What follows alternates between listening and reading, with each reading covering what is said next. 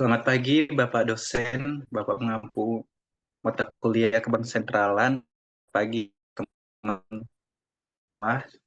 Di sini kami dari kelompok 1 ingin mempresentasikan materi mengenai konsep bank sentral, konsep perekonomian, evolusi, dan reformasi bank sentral.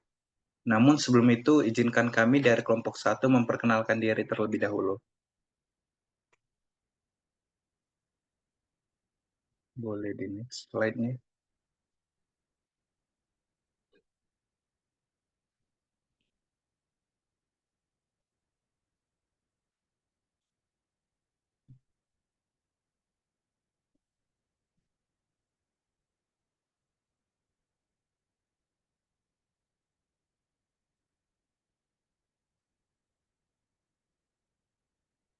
Nah, anggota kami itu berisi 4 orang, dimulai dari saya sendiri selaku moderator. Perkenalkan, nama saya Hulman Stefanus Matupang, NIM saya 069.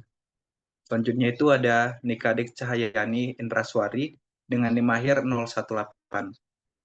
Yang ketiga itu ada Nikomang Justina Dwipayani dengan NIM 019. Dan yang terakhir itu ada Ninengah Adelia Dwi Utami dengan NIM 022. Boleh di next slide.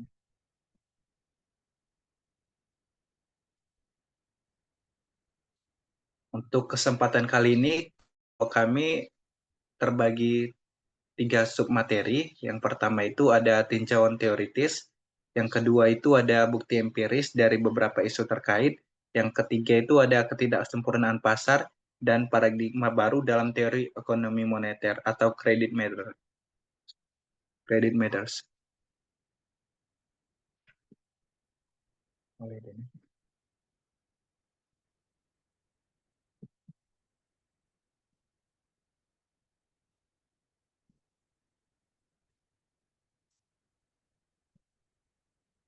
Untuk materi tinjauan teoritis ini akan dibawakan oleh Dwi Utami. Untuk Dwi Utami boleh dipaparkan. Tempat dan waktu dipersilahkan. Terima kasih. Baik, terima kasih atas waktu yang sudah diberikan kepada saya. Yang pertama, saya akan jelaskan tentang tinjauan teoritis, di mana dua permasalahan yang terkait dengan struktur teori klasik yang memperlakukan harga relatif sebagai faktor yang dipengaruhi oleh permintaan real atau selera, dan penawaran real atau kondisi produksi, serta harga dari uang sebagai faktor yang tergantung pada kuantitas menjadi fokus utama karya Don Vartikin pada tahun 1150-an. Kontribusi penting Gourley dan Searle 1160-an mengenai kenetralan pengaruh uang tidak dilandaskan pada pijakan asumsi adanya rigiditas, efek distribusi, ilustrasi uang, dan ekspektasi, namun pada analisis mengenai keterkaitan struktur dan intermediasi sektor keuangan dengan pertumbuhan ekonomi dan kebijakan moneter, serta membedakan karakteristik likuiditas dari beberapa aset. Next.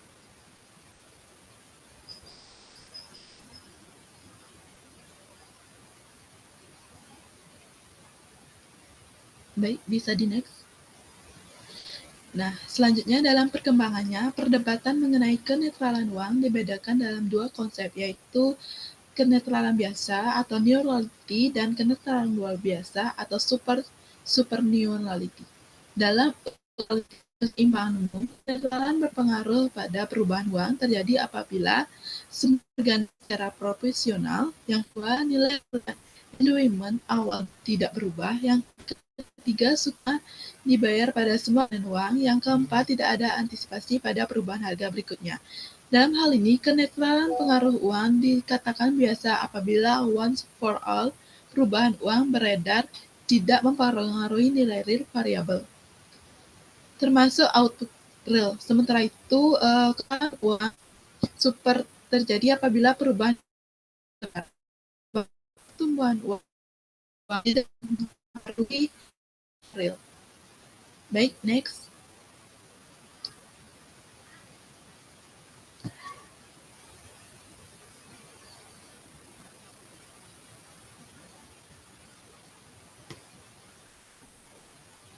Untuk selanjutnya akan dijelaskan kepada teman. Baik, materi selanjutnya yaitu bukti empiris dan beberapa isu terkait. Sejak krisis moneter terjadi di Indonesia, medio 1997 yang lalu, banyak orang yang mempersoalkan keandalan atau keampuhan serta kecanggihan kebijakan moneter yang dilakukan pemerintah via Bank Indonesia.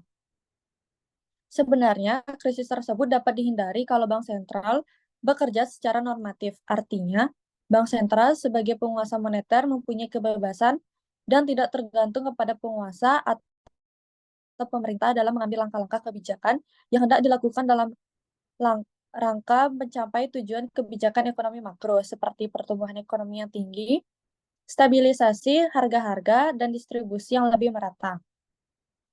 Hal ini berarti bahwa Bank Sentral yang seharusnya melakukan langkah-langkah kebijakan justru dilangkah dalam artian bahwa Bank Sentral itu harus melakukan kebijakan yang telah ditetapkan pemerintah atau penguasa yang mungkin ada beberapa hal secara normatif itu bertentangan dengan kaidah-kaidah yang ada. Misalnya dalam pengendalian laju inflasi. Bank sentral itu mencoba melakukan pengetatan uang, dalam hal ini meminimumkan pemberian kredit langsung atau KLBI hanya pada sektor-sektor yang dianggap menguasai hajat hidup orang banyak. Akan tetapi kenyataannya menunjukkan lain, yakni bahwa ada komoditi yang mungkin tidak atau belum termasuk kebutuhan pokok, itu perlu atau harus diberi kredit langsung tersebut agar tetap bertahan hidup. Bisa di next.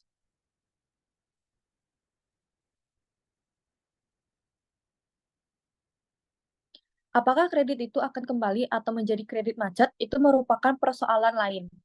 Semua itu dapat diatur. Kalau secara normatif, kredit tersebut disalurkan untuk rakyat banyak, kredit kecil ataupun apapun namanya, maka tidak akan terjadi pelanggaran yang dilakukan oleh BKKBN. Nah, pelanggaran yang menulis dimaksudkan itu adalah pelanggaran Undang-Undang Pokok Perbankan 1992 tentang lembaga yang berhak menghimpun atau menyalurkan dana hanyalah bank. Nah, apakah BKKBN itu menjadi bank kredit kecil bagi nasabah? Nah, persoalan ini lebih sulit adalah menyangkut konsisten atau keajengan bank sentral sehingga apapun, siapapun, dimanapun, dan bagaimanapun itu tidak boleh dilanggar ketetapan bersama atau komitmen yang telah disepakati.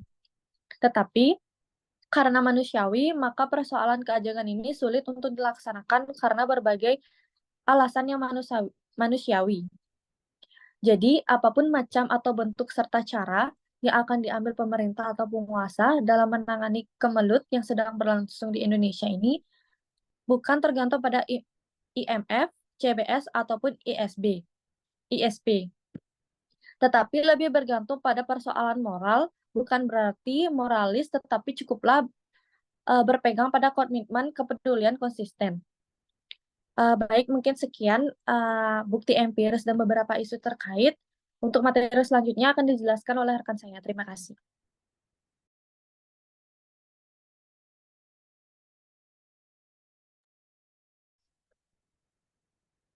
Baik, di sini saya akan melanjutkan presentasi dari Justina, yang dimana bahasan yang akan di sini saya bahas yaitu terkait peran ketidaksempurnaan pasar dan paradigma baru dalam teori ekonomi moneter dalam konsep credit matters. Nah, mungkin yang pertama kita akan bahas terkait dengan ketidaksempurnaan pasar, di mana ketidaksempurnaan pasar ini dalam konteks ke bank sentral itu merujuk pada kondisi di mana pasar tidak berfungsi secara optimal, yang dapat mempengaruhi kemampuan bank sentral untuk menjalankan kebijakan moneter dan mencapai tujuan ekonomi seperti stabilitas dan pertumbuhan ekonomi dan lapangan kerja. Nah, adapun penyebab terjadinya ketidaksempurnaan pasar yaitu antara lain yang pertama yaitu asimetri informasi. Jadi mana asimetri informasi ini terjadi ketika satu pihak dalam transaksi memiliki lebih banyak atau lebih baik informasinya eh, dibandingkan dengan pihak lainnya.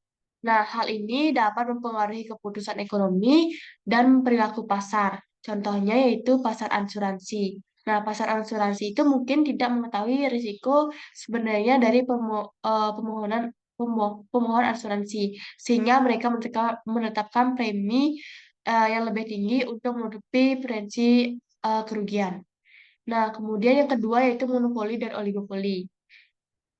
Monopoli ini terjadi ketika satu perusahaan menguasai pasar, sedangkan oligopoli itu terjadi ketika beberapa perusahaan mendominasinya. Nah, dalam kedua konteks ini, perusahaan memiliki kekuatan untuk menetapkan harga dan mempengaruhi output.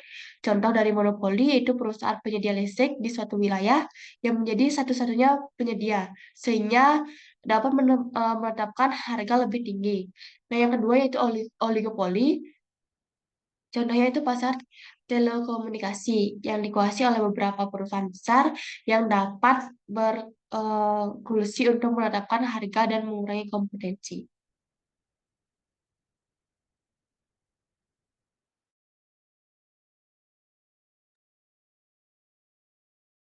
Kemudian penyebab yang kedua, ketiga yaitu eksternalitas. Yang dimana eksternalitas itu adalah dampak dari aktivitas ekonomi yang tidak tercermin dalam harga pasar. Nah, eksternalitas ini dapat bersifat positif atau bermanfaat bagi pihak lain, atau juga eksternalitas ini dapat bersifat negatif apabila kerugian bagi pihak lain.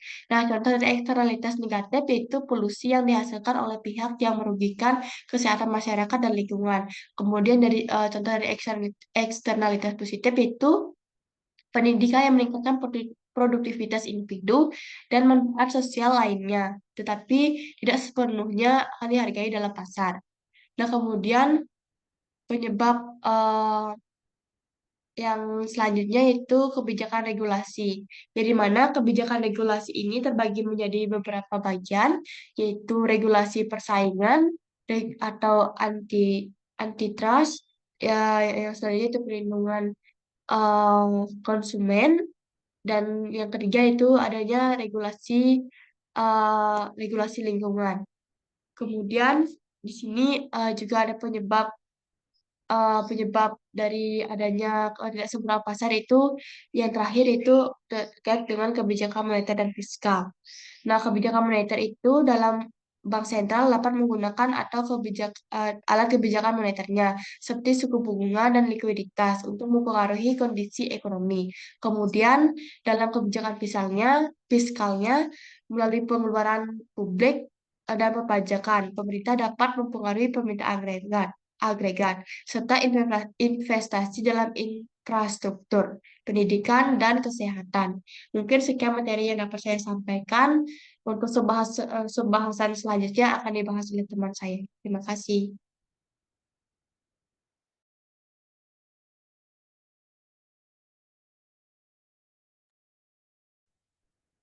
Selanjutnya itu ada materi paradigma baru dalam ekonomi moneter.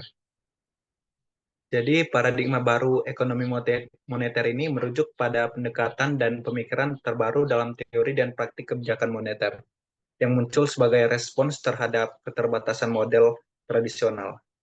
Nah, di kebijakan moneter Indonesia sampai saat ini pada dasarnya masih menggunakan paradigma lama yang mengandalkan mekanisme transmisi kebijakan moneter melalui pengendalian jumlah uang beredar dalam mempengaruhi kegiatan ekonomi. Boleh dilihat.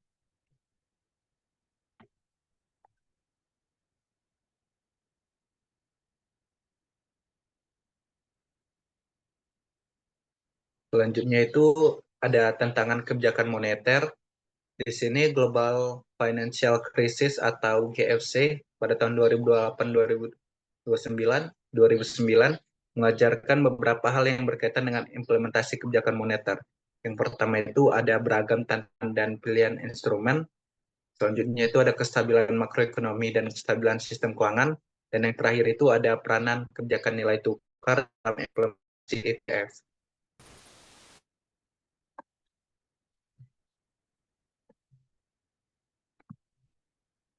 Boleh di next. Selanjutnya itu yang kedua itu ada evolusi kerangka strategis kebijakan. Di sini teman-teman dapat melihat Kerangka strategis berfokus pada sasaran stabilitas harga, berevolusi dari ITF dan juga FITF, dan kemudian berubah menjadi IITF atau Integrated Inflation Targeting Framework. Teman-teman dapat melihatnya di paper nanti. Nah, hal tersebut dapat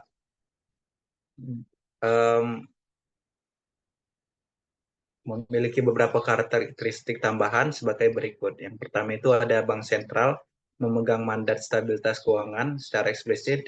Yang kedua itu ada suku bunga kebijakan moneter harus dapat merespon secara langsung terhadap pertumbuhan kredit yang sangat cepat.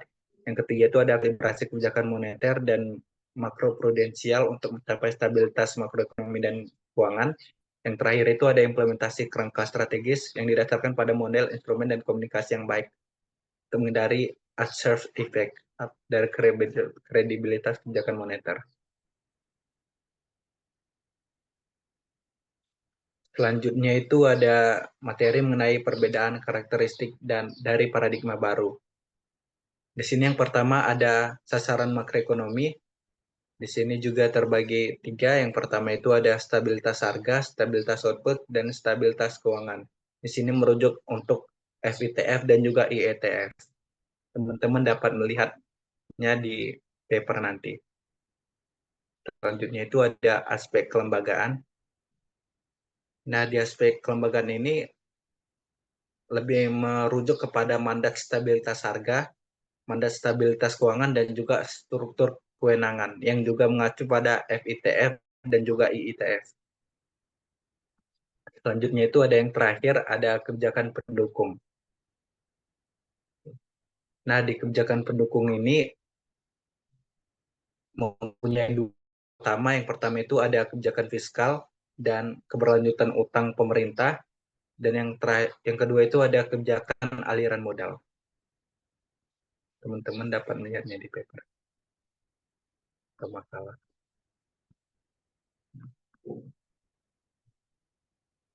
Selanjutnya itu ada kita buka sesi diskusi. Teman-teman dapat mengirim pertanyaan nanti untuk kelompok kami melalui grup WhatsApp Bank Sentralannya. Boleh ini. Selanjutnya itu ada kesimpulan. Jadi dua permasalahan yang terkait dengan struktur teori klasik ini memperlakukan harga relatif sebagai faktor yang dipengaruhi oleh permintaan real dan penawaran real, serta harga dari uang sebagai faktor yang tergantung pada kuantitas uang. Peningkatan jumlah uang beredar dan inflasi mempunyai pengaruh real, paling tidak dalam jangka pendek di mana rigiditas dan ketidakseimbangan terjadi dalam perekonomian. Ketidaksempurnaan pasar dalam konteks kebangsenteralan merujuk pada kondisi di mana tidak berfungsi secara optimal, yang dapat mempengaruhi kemampuan bank sentral dalam menjalankan kebijakan moneter dan mencapai tujuan ekonomi seperti stabilitas harga, pertumbuhan ekonomi, dan juga adalah pertumbuhan lapangan kerja. Terima kasih.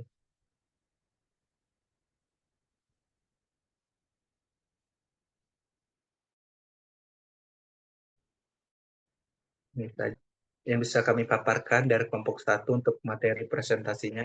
Maafkan apabila kami mempunyai kesalahan dalam bertutur kata, baik sengaja ataupun tidak sengaja. Selanjutnya akan kami tutup presentasinya. Bye-bye.